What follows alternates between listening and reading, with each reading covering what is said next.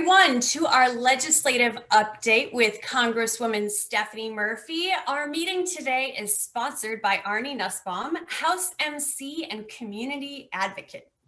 My name is Bridget Lake, President of the Oviedo Winter Springs Regional Chamber of Commerce. We serve as a platform for enhancing business and community interests in our region. And most importantly, we are a resource for your business, providing education, advocacy, and connections. I want to do a quick reminder that tomorrow we have our economic forecast with Jason Edwards from Edwards Financial at 11:30, sponsored by ViStar Credit Union at the Oviedo Cultural Center. Make sure to register as they are capped at 50 attendees for our luncheons. And now, let me introduce U.S. Congresswoman Stephanie Murphy, who proudly represents Florida's 7th Congressional District in the U.S. House of Representatives. The district includes all of Seminole County and much of northern Orange County, including downtown Orlando, Maitland, Winter Park, and the University of Central Florida. She currently serves on the influential House Ways and Means Committee, where she's a member of the Subcommittee on Trade and the Subcommittee on Worker and Family Support. In addition, she serves on the Armed Services Committee, where she's a member of the newly formed Subcommittee on Intelligence and Special Operations and Subcommittee on Tactical Air and Land Forces. Previously, Congresswoman Murphy was a businesswoman and college instructor after serving as a national security specialist in the Office of the U.S. Secretary of Defense, where she received numerous awards for her distinguished service, including the Secretary of Defense Medal for Exceptional Civilian Service. She worked on a wide range of security issues, from counterterrorism to foreign military relations to strategic planning for the department. Prior to her public service, Stephanie was a strategy consultant for Deloitte Consulting. Congresswoman Murphy holds an MS in Foreign Service from Georgetown University and a BA in Economics from the College of William and Mary. She lives in Winter Park, Florida, with her husband and 2 young children. Thank you for joining us today, Congresswoman Stephanie Murphy. And Lauren, I'm going to ask right now if we have her online yet.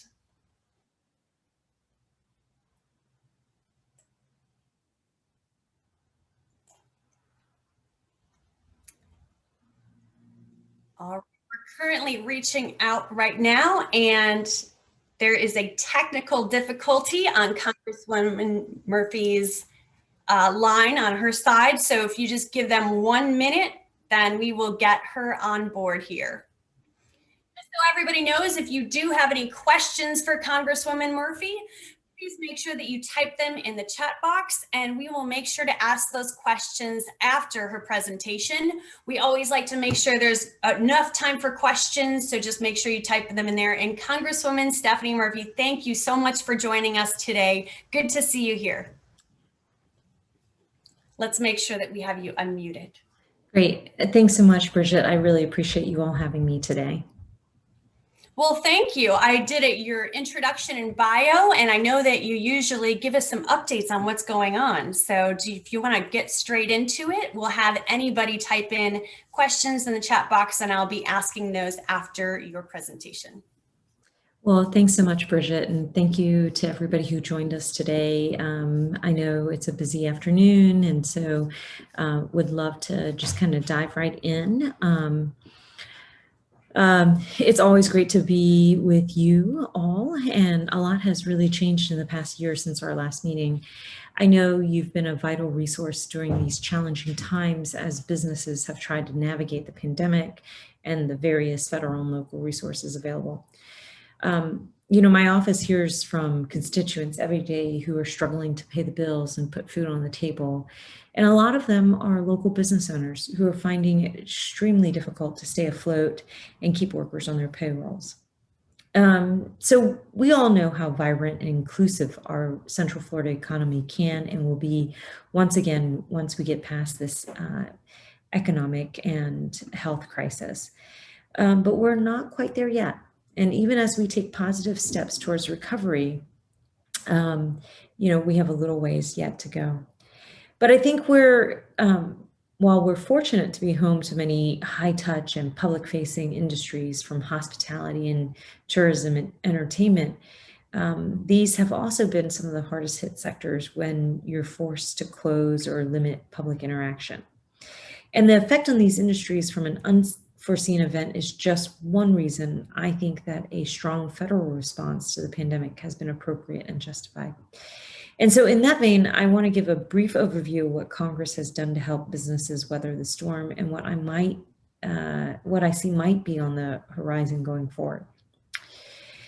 So, this last year has been one of the most consequential in our history for a lot of reasons, most of which we really hope never to repeat.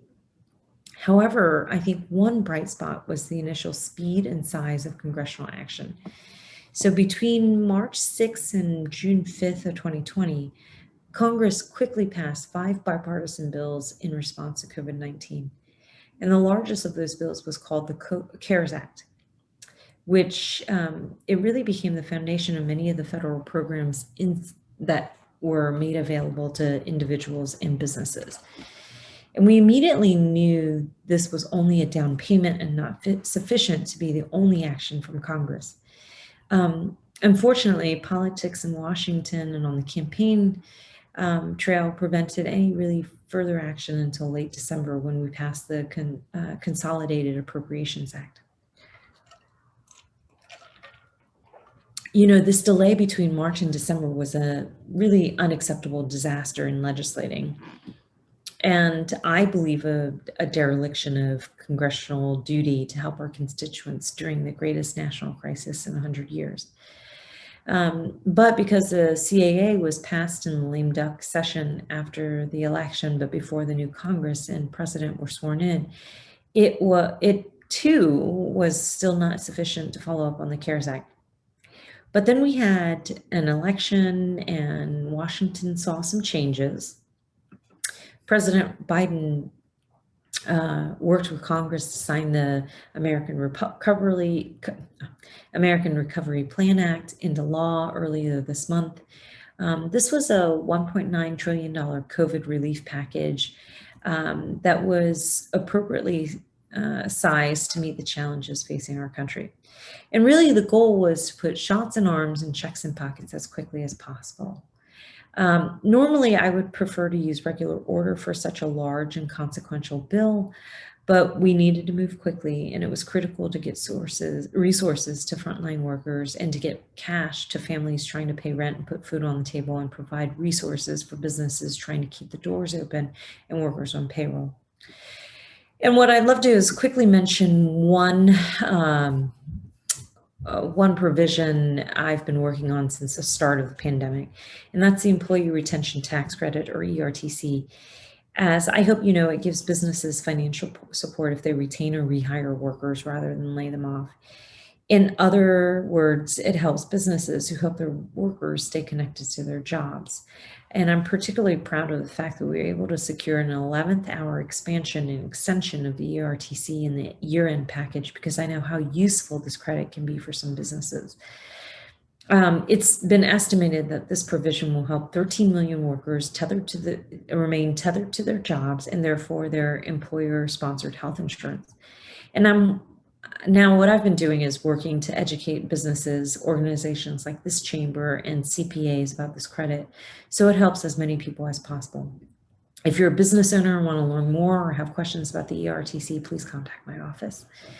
In addition to the ERTC expansion, the December bill included a second draw loan from the PPP for smaller and harder hit businesses, and expanded the list of forgivable expenses to include necessary expenses like PPP. There's also a new live venue grant program run by the SBA, something I know is going to be very important to our community. And I mentioned those items from December because admittedly, the American Rescue Plan basically the American Rescue Plan Act was less targeted at businesses and focused more on the health crisis and supporting individuals directly. And so the end of year package is really the package that provides more assistance to businesses. As you know, the headlines from the ARPA include the $1,400 economic impact payments, aid to state and localities, and the extension of expanded unemployment benefits. There were also enhanced individual tax provisions for 2021, like the child tax credit and the earned income tax credit.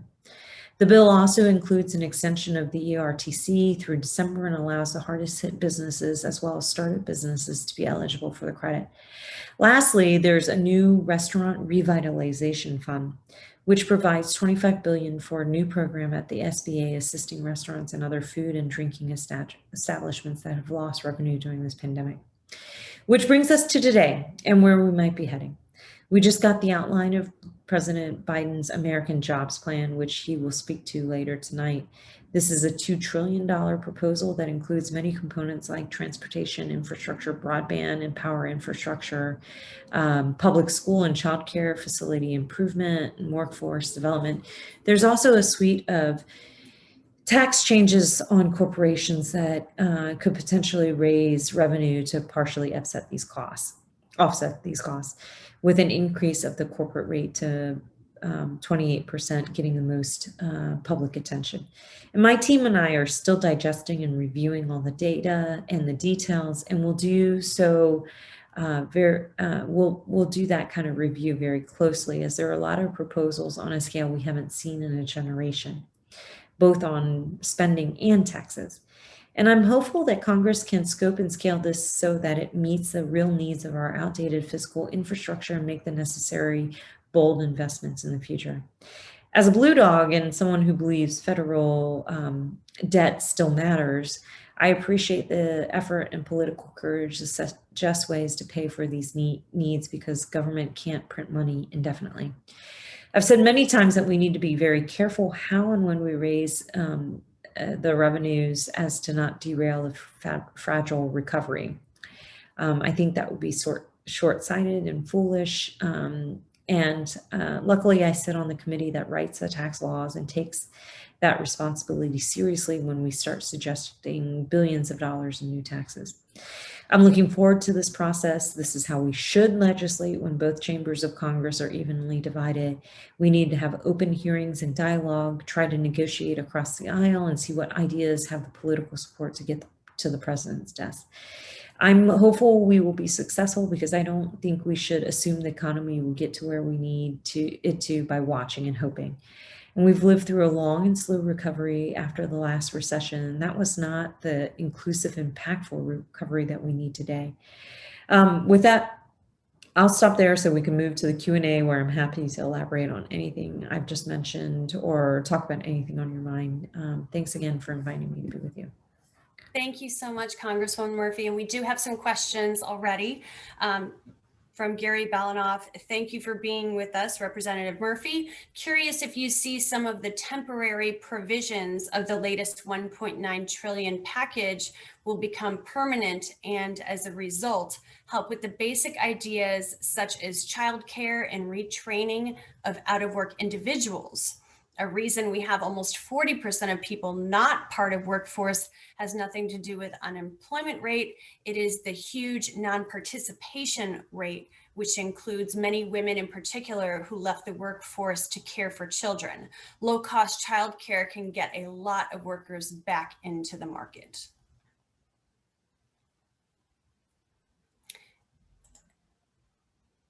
Let's get you there. Well, I definitely appreciate that question, and it is going to be a major topic of conversation this year. We have seen that in a temporary basis, we've been able to address some of these issues in the packages that we have passed. And I'm certainly somebody who wants to expand the child independent care tax credit and sort of the support that enables working families to be able to go to work. However, I think it will remain to be seen whether or not we are able to get this through in the broader package that we are considering around infrastructure. I know that the Women's Caucus in the House is looking at expanding the child tax credit and the child dependent care tax credit, as well as paid family leave as an effort to address the human infrastructure that's necessary for a booming economy. But I'm not sure that these will fit in given the potential pathway that the upcoming bill will take. But I think, I suspect that if we can't get it into this upcoming infrastructure package, that Biden has a second proposal that will address these issues in greater detail. But I definitely agree with the participant that we have to work together to make these programs permanent if we can find the budget space to do so. And I think, as the economy improves and changes, we'll be looking at permanent improvements that grow the middle class, and certainly helping folks with childcare and dependent care enables people to hold and maintain jobs. And I think that builds towards a tax code that rewards work and reduces the tax burden on the middle class, at the same time investing in our future. And that's all something that we have a shared vision for. Thank you. Our next question from Phil Capros is, as you know, as an apolitical chamber, we don't take partisan sides on issues. That said, many of our businesses have expressed appreciation for PPP monies, but also have expressed frustrations because of the continued expanded financial stimulus and unemployment benefits has made it very difficult for employers to secure willing and qualified employees. How do you balance unemployment needs with the available jobs laying empty?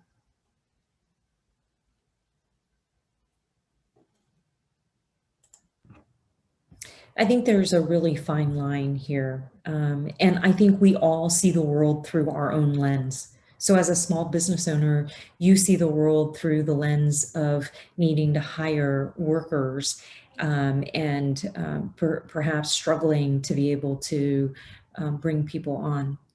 I see the world through your lens of struggling to bring workers on, but I also see the world through the lens of very long food bank lines, very long lines of people who are struggling.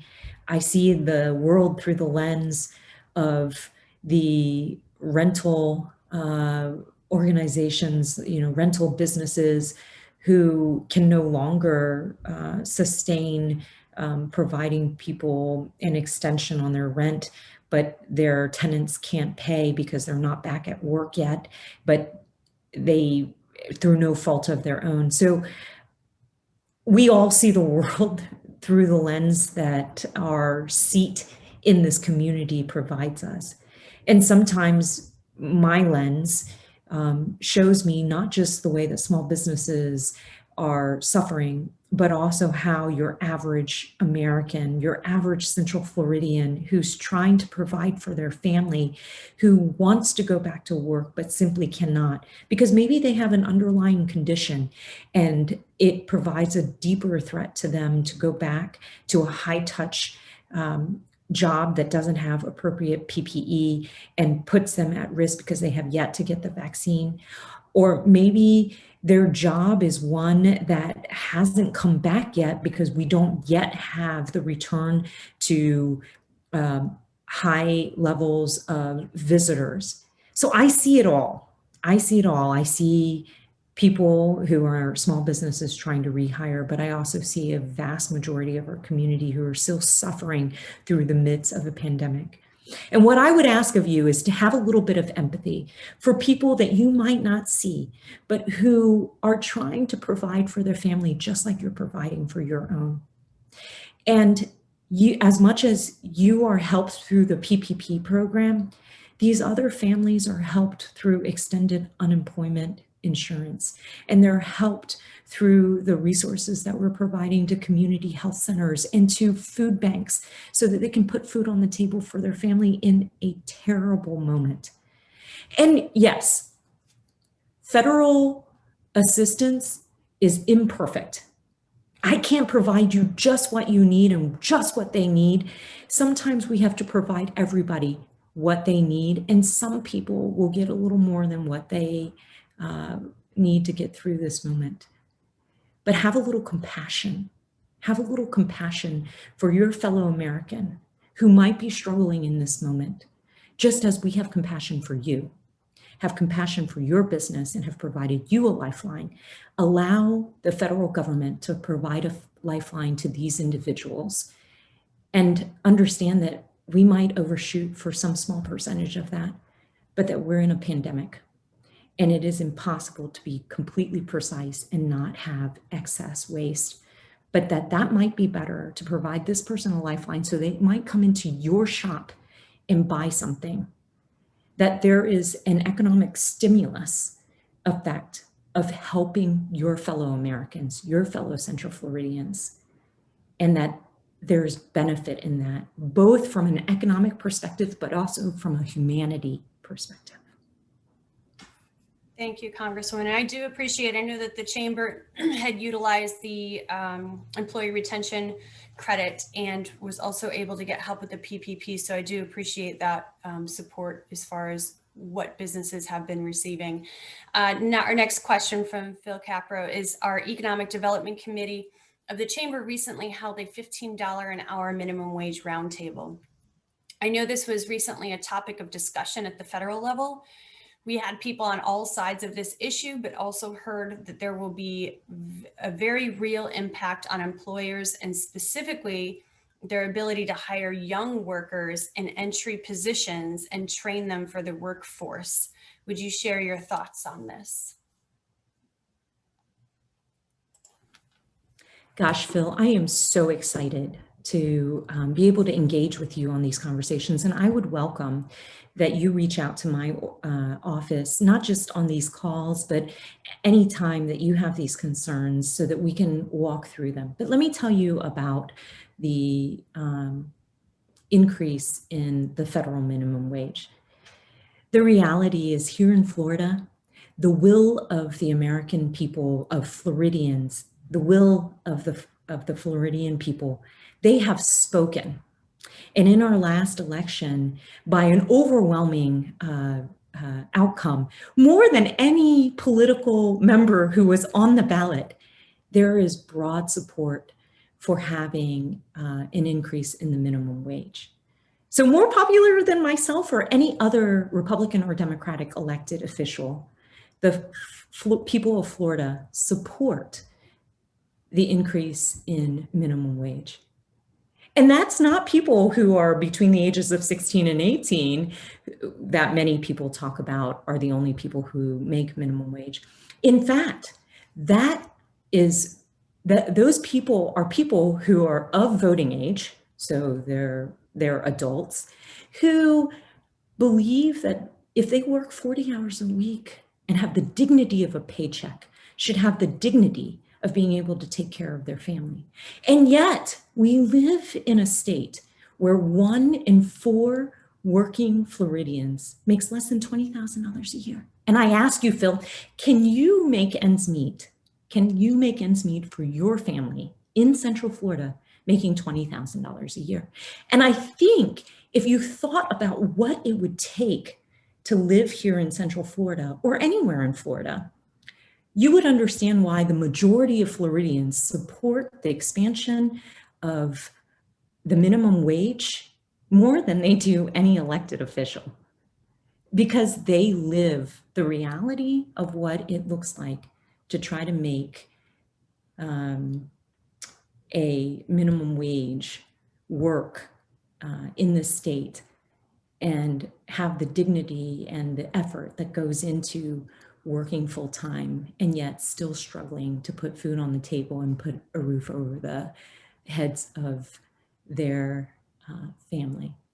And so both in the federal minimum wage proposal as well as the state minimum wage proposal that has been overwhelmingly approved by Florida workers and Florida voters.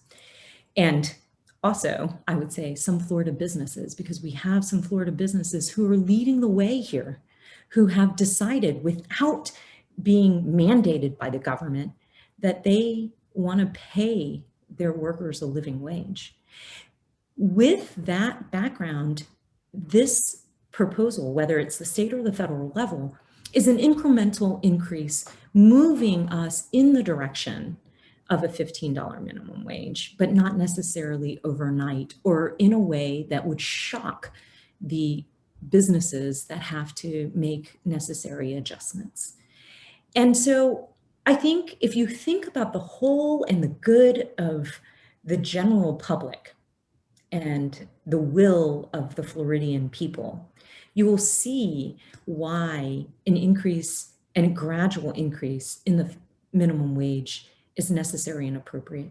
And I will tell you that I introduced and had accepted as a part of the federal minimum wage that after 2 years, right about when the federal minimum wage hits about $8.40, $8.50 roughly, which is not that much further than where the Florida minimum wage is, but about when the minimum wage gets increased at that point, that we do a study to challenge and to understand the arguments that you're putting forward. How many college kids' summer jobs are we abandoning to giving working families a livable wage? We should know that. We should know whether, $8.54 an hour is going to make jobs more scarce in parts of this country, in states where, the cost of living is lower. And then we can make adjustments from that point. So while I believe in American families and I hold strong family values, and I believe that having strong family values means supporting American families, I also believe that we legislate from a place of data and fact. And that's why we made this adjustment to the federal minimum wage bill so that we understand what's happening across this country and can make necessary adjustments. Thank you for that answer. Our next question is from Zachary Hoover. As a millennial and a hospital employee, I am so proud of how quickly the vaccines were developed under the previous administration and how the rollout has increased in strength and speed under the new administration. It makes me hopeful that the country is still capable of coming together to do great, world-changing things. Post-COVID-19, what do you think the next great effort will or should be? I always believe that the things that we focus on as elected officials is jobs, security, and opportunity. And when we are able to secure the American people from this virus and the disruption that the pandemic has impacted upon them, we need to make sure that they have jobs and opportunity. And jobs and opportunity can come in the form of significant investments into our infrastructure that are long past due. And so the next major bill that I think Congress will take up is to ensure that we make the appropriate investments into the infrastructure of this country so that we can continue to grow our 21st century economy and ensure that everybody has an opportunity at the American dream. And then there are other things that we do to make sure that there's not discrimination against any American, whether that's over race or gender identity or, whatever it is.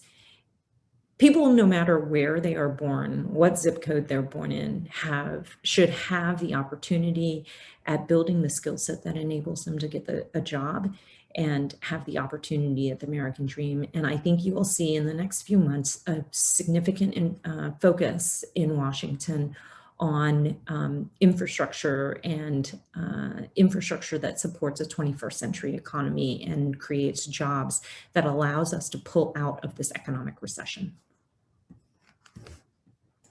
Thank you. And Phil Capro coming back again. I appreciate your candor and the invitation to reach out to you. In no way was I suggesting that I have answers to many problems of the world.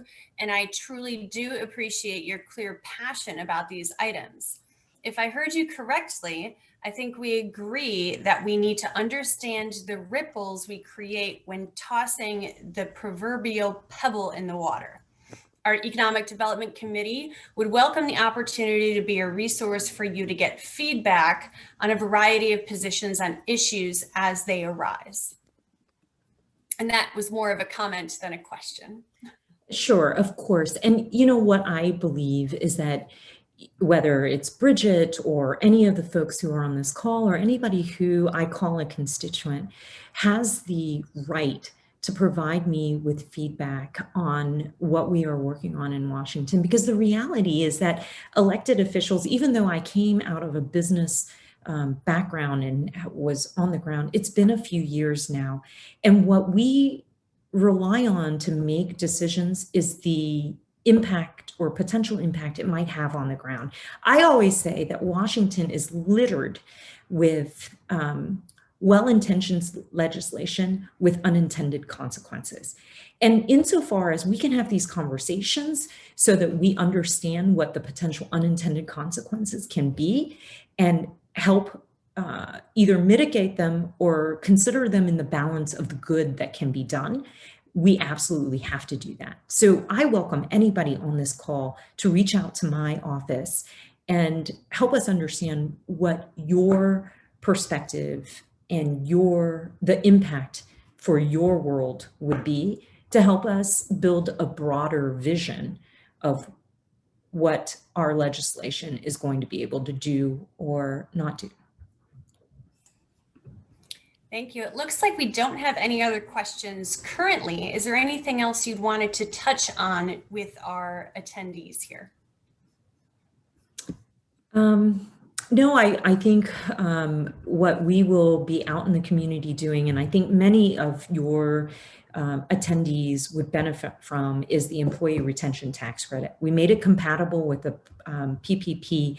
And in 2021, if you are still facing revenue impacts from what is going on. So if you see revenues that are lower than what you saw in 2019, you have the ability to have the government backfill up to 70% of your payroll.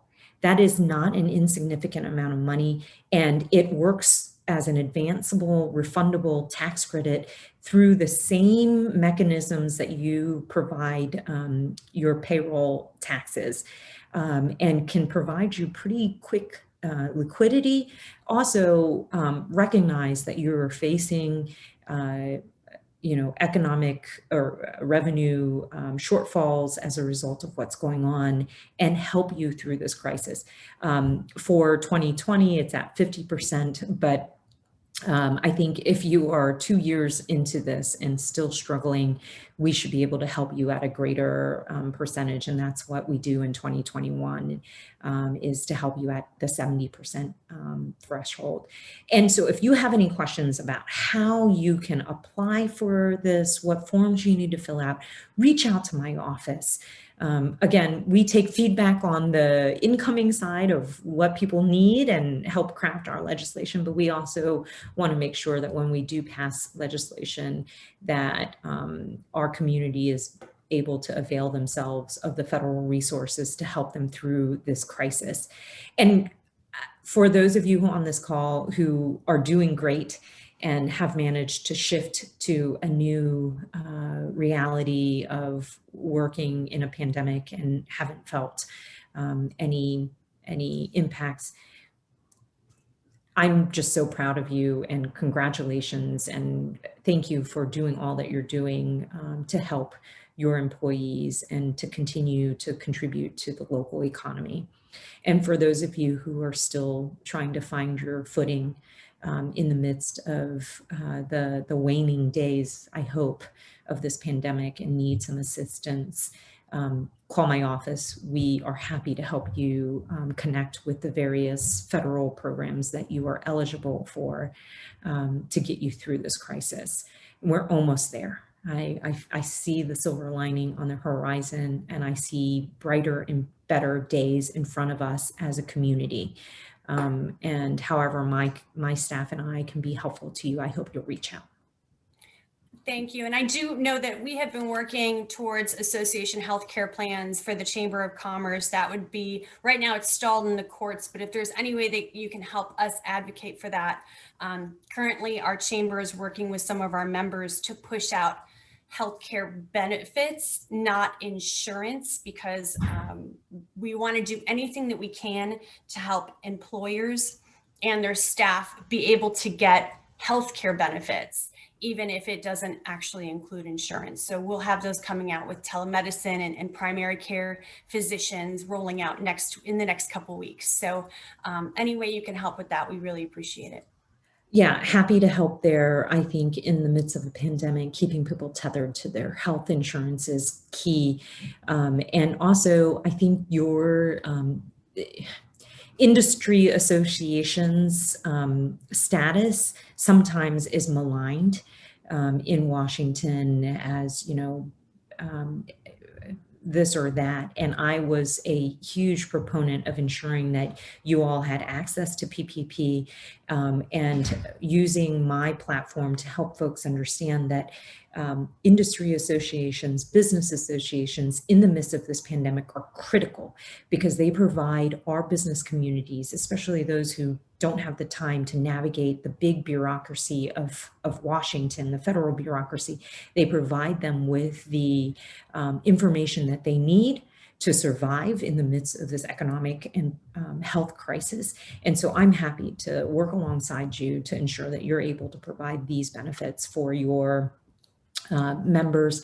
And I think the other thing is that, this is an area and an example of the way forward, which is to try to work on a bipartisan basis and set aside our political differences. I know that I took a lot of incoming from Republicans for making chambers like yours eligible for PPP, but I see the incredible work that you do in my community, and just because you have the word business in your title should not preclude you from these benefits that help you continue to help your members. And I was willing to take that incoming because it, at the end of the day, was the right thing to do for our small businesses and our business community to help them sustain through this difficult moment. And I will continue to be a fighter to ensure that you have access to these benefits despite the inclination to make this a political issue. Great. Thank you so much. That was Congresswoman Stephanie Murphy. Thank you for joining us today. You have a wonderful day, and everyone else enjoy the rest of the afternoon. Thank you.